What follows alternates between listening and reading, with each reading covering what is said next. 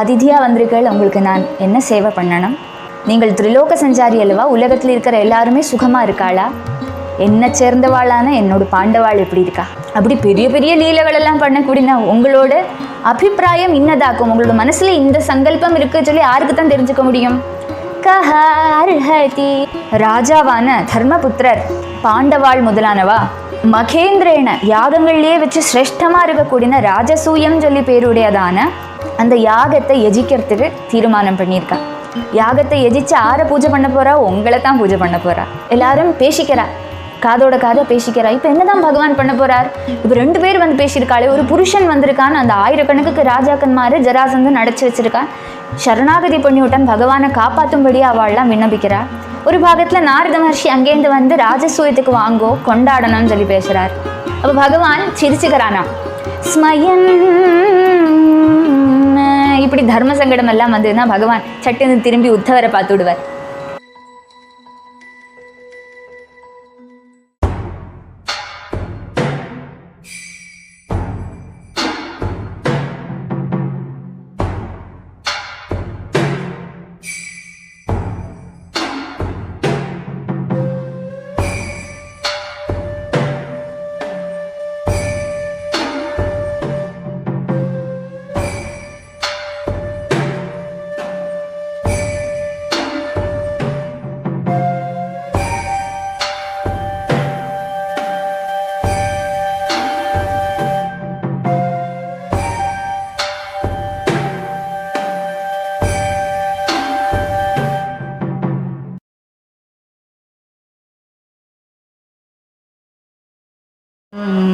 राधे कृष्णा।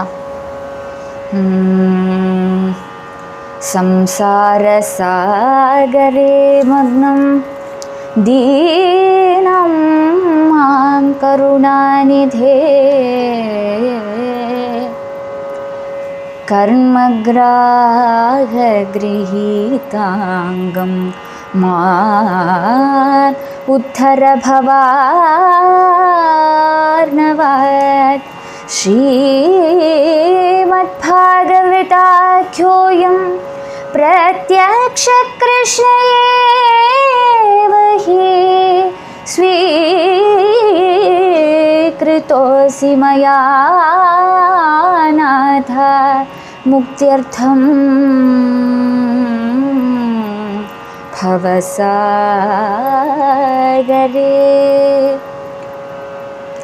मनोरथो मदीयोऽयं सफलः सर्वथा त्वया निर्विघ्नेनैव कर्तव्यः दासोऽहं तव केशव शुकरूप प्रबोधज्ञ सर्वशास्त्रविशारद तत्कथा प्रकाशेन मदज्ञानं विनाशय देवदेव जगन्नाथ पुण्यश्रवणकीर्तना यदूतमोत्तमश्लोक नारायण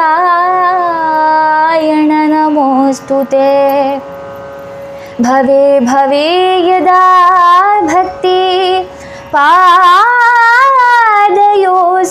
जायते तदा कुरुष्व देवेश नाथस्त्वं नो यत प्रभो नाम संकीर्तनं यस्य सर्वपापप्रणाशनं प्रणामो दुःखशमनतं नमामि हरिं परं। नमो महावदान्याय कृष्ण प्रेम प्रदायते कृष्णाय कृष्ण चैतन्य नाम्ने गौरत्विषे नमः।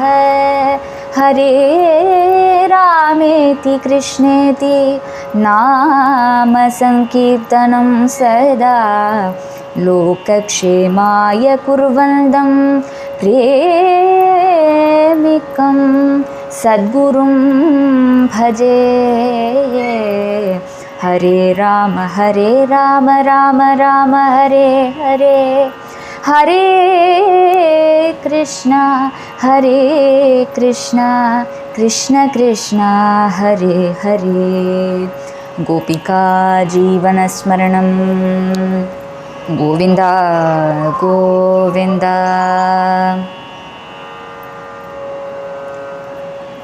நேற்றுக்கு பகவான் துவாரகை சொல்கிற அந்த நகரத்தில் அரசாட்சி பண்ணக்கூடியதான அந்த பாகம் பகவான் சபைக்கு வரார். துவாரகாதீஷனான பகவான் எல்லா விதமான ஷீர் சிறப்போட சுதர்மா சொல்லி பிரख्याதமான அந்த சபைக்குள்ளே பிரவேசிக்கிறான் பகவான்.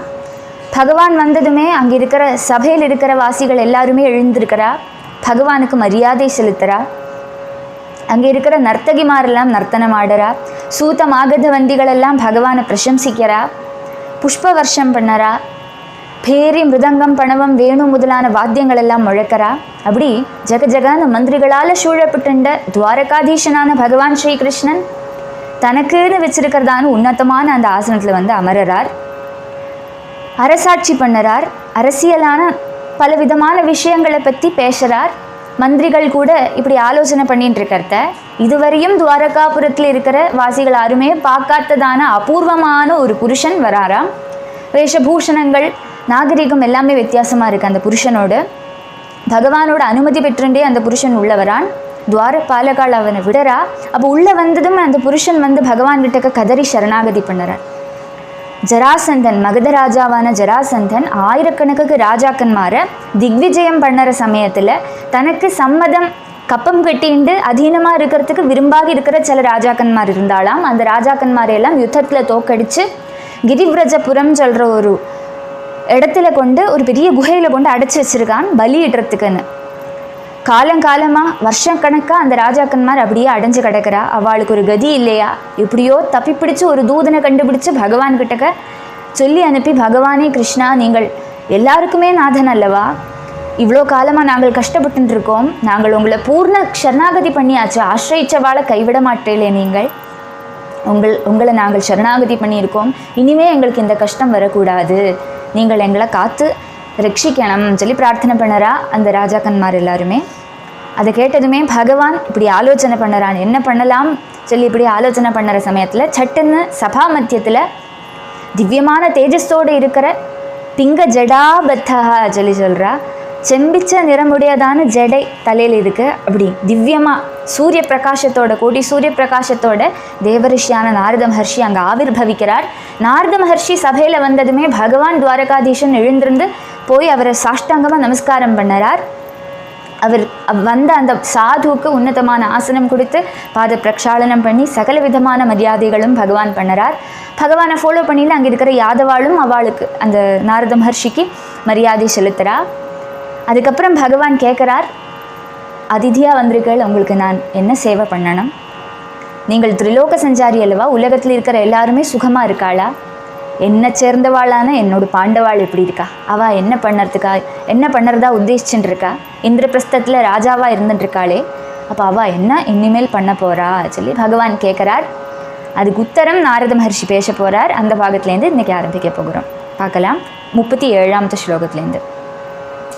ஸ்ரீநாரத உவாச்ச दृष्टा मया ते बहुशो दुरत्यया माया विभो विश्वसृजश्च मायिनः भूतेषु भूमं चरदस्वशक्तिभिर्वह्नेरिव छन्नरुचो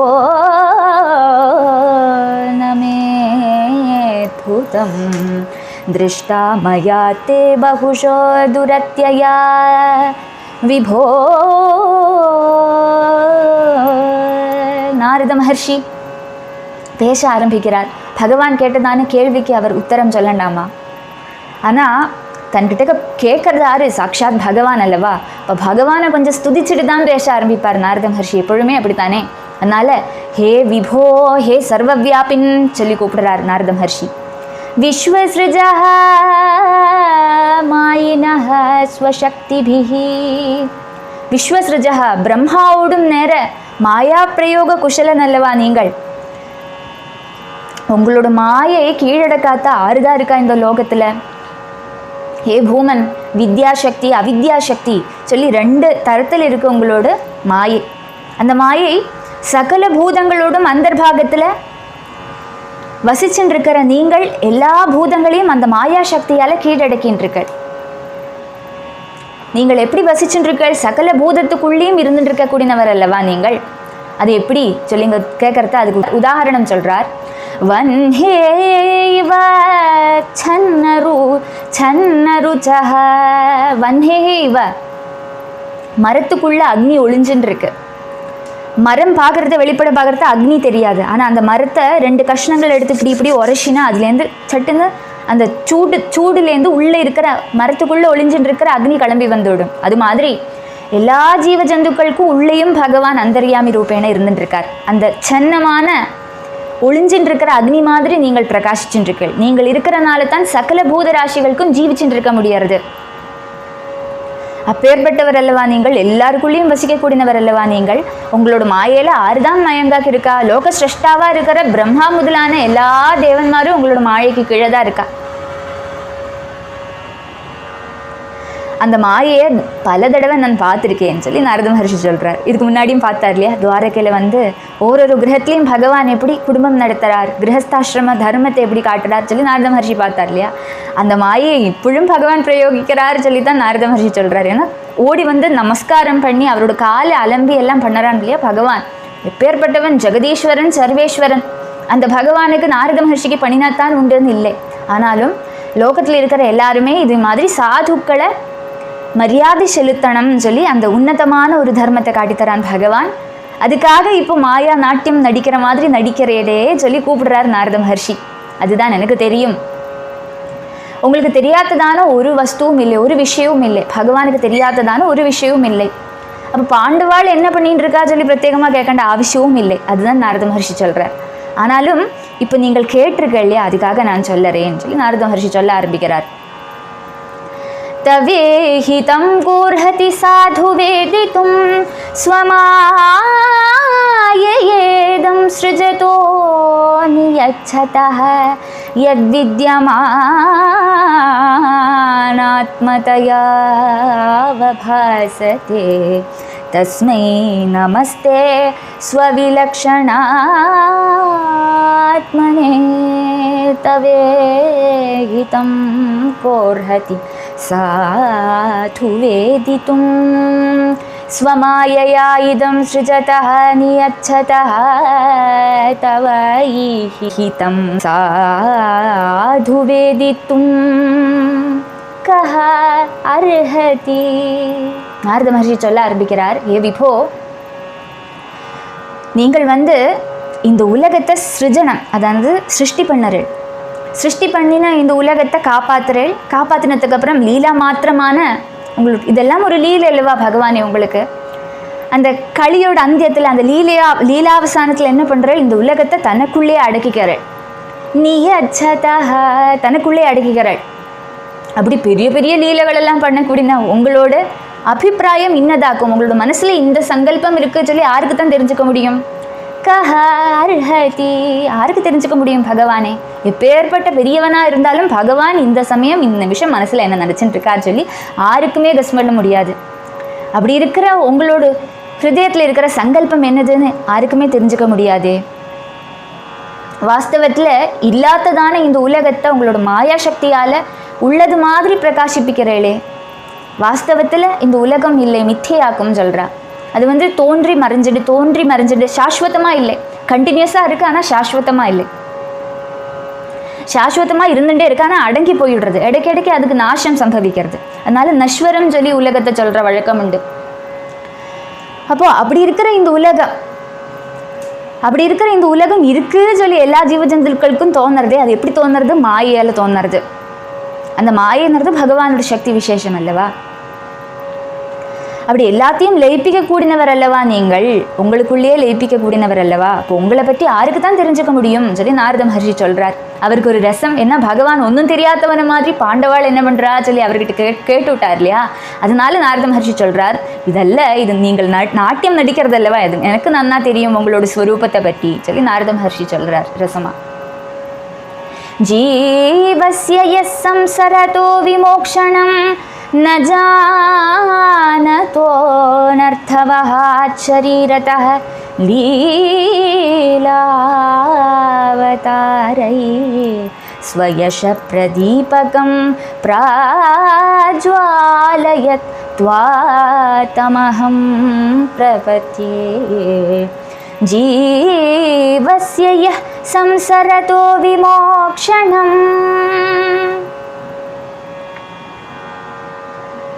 அஜிந்திய பிரபாவத்தோடு இருக்கிற பகவானுக்கு இந்த மாயா சேஷ்டிதங்களால் என்ன பிரயோஜனம் சொல்லி கேட்கலாம் இல்லையா. பகவான் எதுக்கு லீலை ஆடணும், பகவானுக்கு இந்த உலகத்தை சிருஷ்டி பண்ணுறது, அதை காப்பாற்றுறது, அதை லயிப்பிக்கிறதுங்கிறது எல்லாமே ஒரு களியாக்கும்னு சொல்லி சொன்னோமே, பகவான் எதுக்கு கழிக்கணும், அதுக்கு உத்தரம் சொல்கிறார் நாரத மகர்ஷி.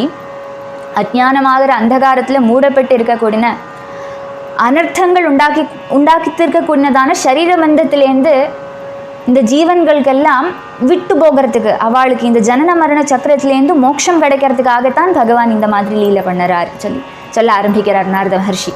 சரீர பந்தத்தில் நான் இந்த சரீரமாக்கும், இந்த சரீரத்துக்கு பந்துக்களாக இருக்கிறவா என்னோட பந்துக்களாக்கும், அகந்தை மமத்தை, இந்த ரெண்டு கான்செப்டில் அடங்கி இருக்கு ஜீவன். தான் சொல்கிற அபிமானம் அதுக்கு, அதனாலேயே ஜனன மரண ரூபமான இந்த சம்சாரத்தில் போட்டு விழுந்துட்டே இருக்குது இந்த ஜீவன் ஜந்துக்கள் எல்லாமே. அது என்ன காரணம், அஜ்ஞானம். இந்த அகந்தை மமத்தை எல்லாம் என்ன காரணம் உண்டாகிறது, அஜ்ஞானத்தால் உண்டாகிறது. அந்த ஆத்ம சாட்சா்காரம் கிடைக்காதனால தான் இந்த அகந்த மமத்தை எல்லாம் நம்மளை ரொம்ப ஓவர் பவர் பண்ணுறது.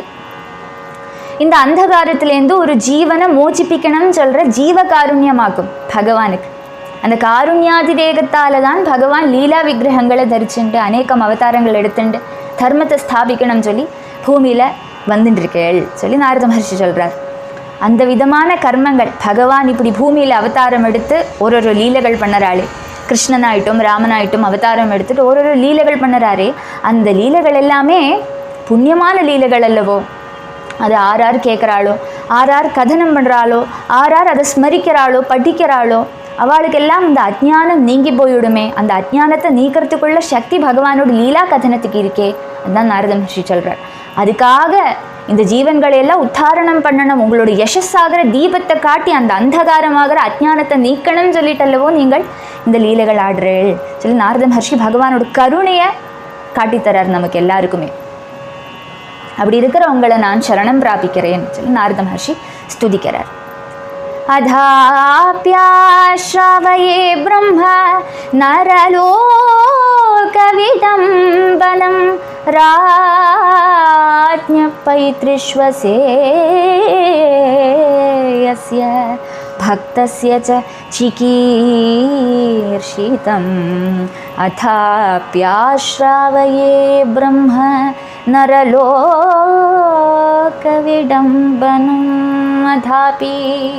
இப்படியெல்லாம் ரொம்ப பெரியவராக நீங்கள் இருந்தாலும் இப்போது நரலோக விடம்பனம், மனுஷ சரீர நாட்டியத்தோடு கூடி கூடின பிரம்மஸ்வரூபன் அல்லவா நீங்கள்.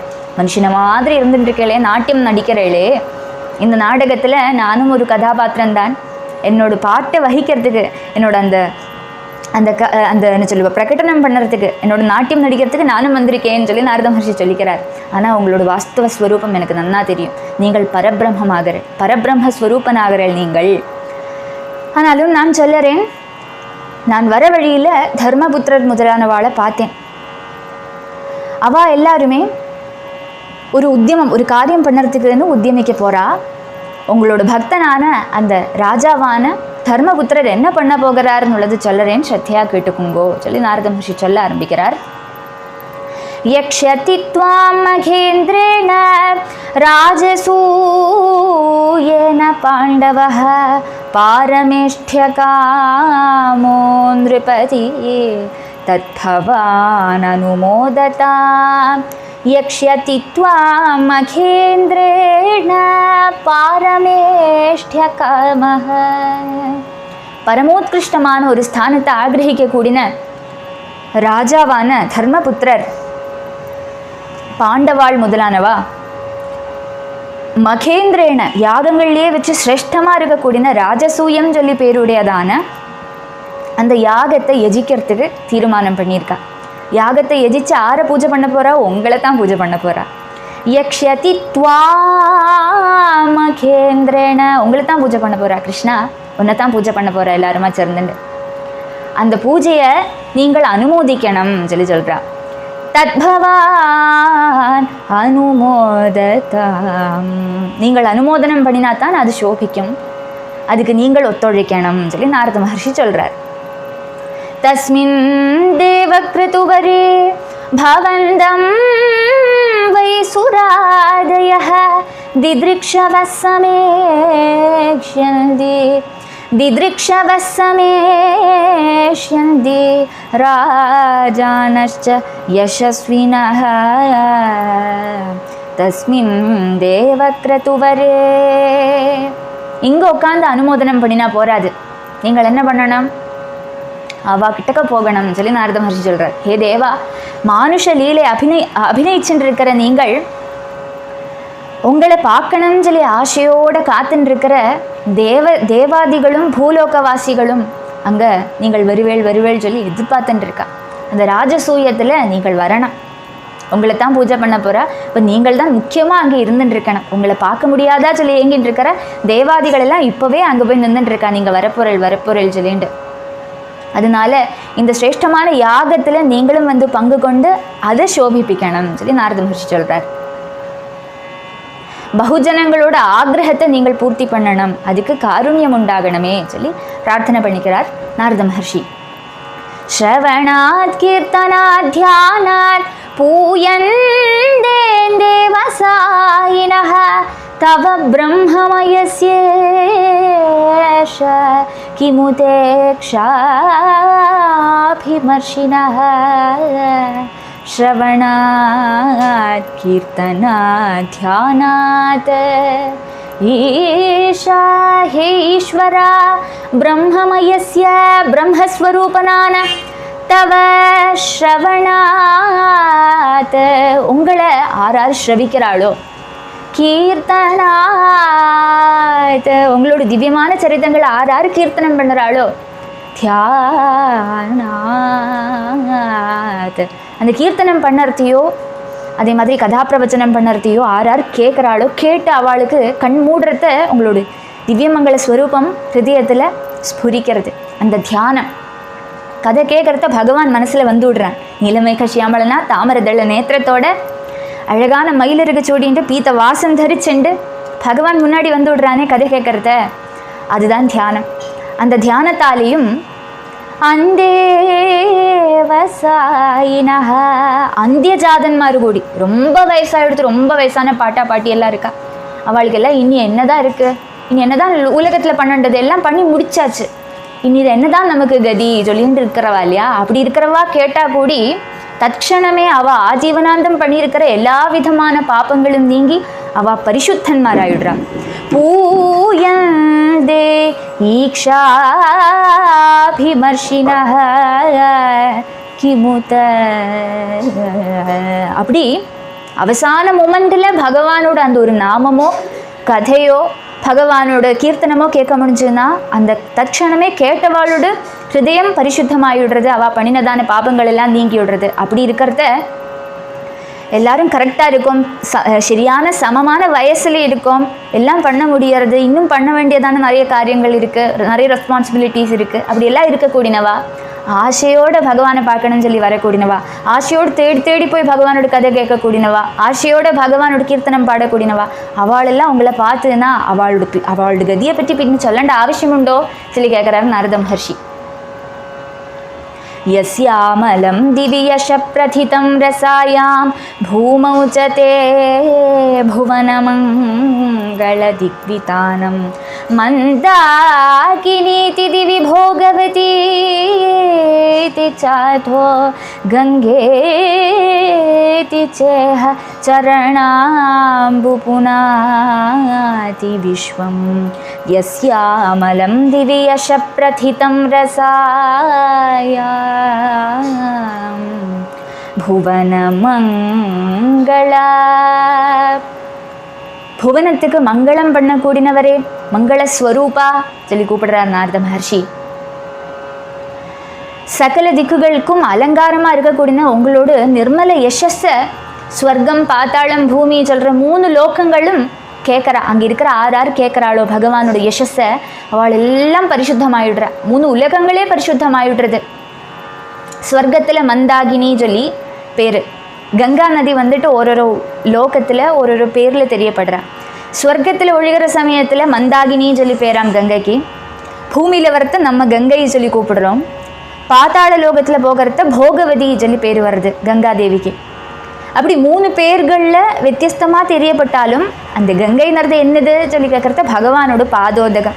பகவானோட பாதத்தை ஸ்பர்ஷிச்சுண்டு ஜலமாக பிரம்மதேவனோட கமண்டலுலேருந்து அந்த திரிவிக்ரமாவதாரத்தில் பகவான் கால் அப்படி உயர்த்தின சமயத்தில் அதில் ஒரு சொட்டு ஜலத்தை விட்டார். அந்த ஜலம்தான் மகாபிரவாகமாக கங்கை கங்கை கங்கை சொல்லி ஜெய் ஜெய்னு இன்னைக்கு பூமியில் ஒழுகின்னு இருக்கு. பூமியில் மட்டும் இல்லை, ஸ்வர்க்கத்திலையும் பாத்தாளத்திலையும் ஒழுகின்னு இருக்கா. அந்த கங்கைக்கு என்ன பிரத்யேகதை சொல்லி கேட்கறத, கங்கையை ஆரோது பேசினா கூடி கங்கா கங்கா சொல்லி பேசினாலோ, அது உச்சாரணம் பண்ணினாலோ, இல்லை கங்கையில் போய் முங்கி குளிச்சாலோ தட்சணமே எல்லா பாபங்களும் போயிடுறது. அந்த பாபத்தை தீர்க்கிற தன்மை, பாபத்தை தீர்க்கிறதான தன்மை கங்கா நதிக்கு எப்படி வந்தது? பகவானோட பாதத்தை ஸ்பர்ஷிச்சனால. அப்போ அந்த பகவானே அல்லவா இப்போ முன்னாடி இருக்கார். கங்கா ஜனகனே அல்லவா தன் முன்னாடி இருக்கார். அதனால அந்த பகவானை நமஸ்காரம் பண்ணுறார் நாரத மகர்ஷி. அப்படி இருக்கிற நீங்கள் இந்திரபிரஸ்தத்துக்கு வந்தால் அந்த ராஜ்யமே மங்களமாக ஆயுடும், பரிசுத்தமாக ஆயுடும். அங்கே இருக்கிற எல்லாருமே பரிசுத்தன்மார ஆயுடுவா சொல்லி நாரத மகர்ஷி பகவான் சொல்கிறார். ஸ்ரீசுக உவாச்ச தத்ர தேஷ்வாத்மபக்ஷேஷ்வக்ருண்ணத்சு விஜிகீஷயா வாஜபேஷை ஸ்மயன் பிருத்யமுத்தவம் प्राह केशवः तत्र तेष्वात्मपक्षेष्वगृह्णत्सु विजिगीषया.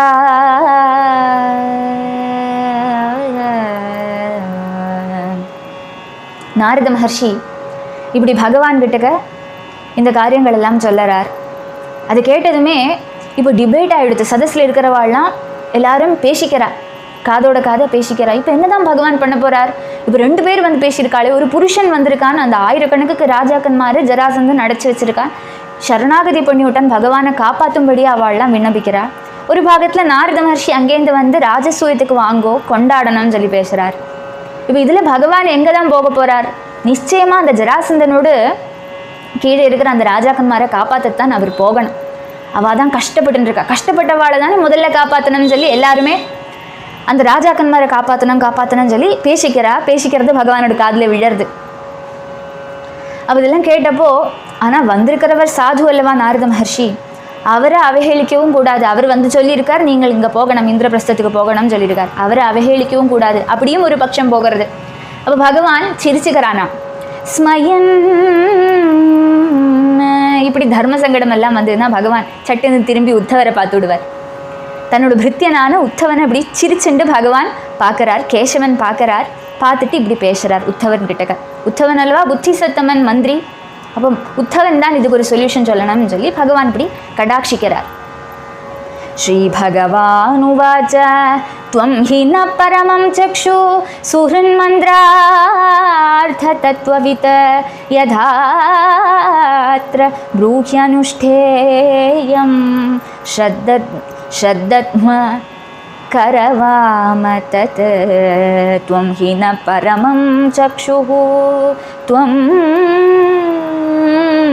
हि हे उद्धवा நீதான் நஹ பரமம் சக்ஷுஹு, எங்களோட உத்கிருஷ்டமான கண்ணு தானே முன்னாடி என்ன இருக்குது சொல்லி பார்த்து சொல்லும். என்ன பண்ணணும்னு சொல்கிறது கண்ணு தானே டிசைட் பண்ணும். கண்ணு பார்த்துன்னா இந்த பாகத்தில் ஒரு என்ன சொல்லு ஆப்ஸ்டிக்கல் இருக்குது சொல்லி தெரிஞ்சதுன்னா கண்ணு தான் சொல்லும் முதல்ல. அப்போ அது அனுசரித்து நம்ம வேறு வழியாக போயிடலாம் இல்லையா. அது மாதிரி எல்லா டிசிஷன் மேக்கிங்குமே கண்ணால் தான் முதல்ல நம்ம சூஸ் பண்ணுறோம். அது மாதிரி எங்களுக்கு எல்லாம் யாதவாளுக்கு எல்லாருக்குமே ஒரு பெரிய கண்ணாக்கும் நீ உத்தவா சொல்லிங்க சொல்கிறார். எங்களோட எல்லாம் புத்தியாக்கும் நீ சுஹித். அது மட்டுமா அல்ல, பரம பந்துவாக்கும் பரம சுஹித்தாக்கும் நீ எங்களோடு.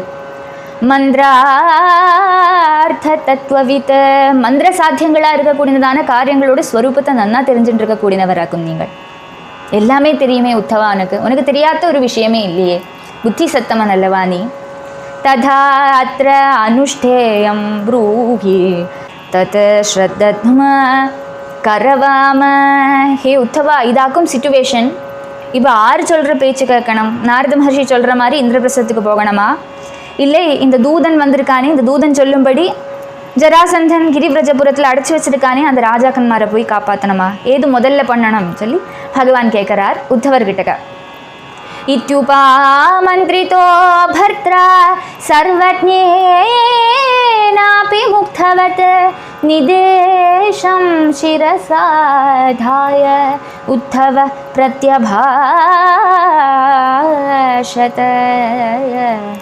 இத்யுபாமந்திரிதோ பர்த்ரா சர்வஜ்ஞேன அப்பி, எல்லாம் தெரியும் கிருஷ்ணனுக்கு.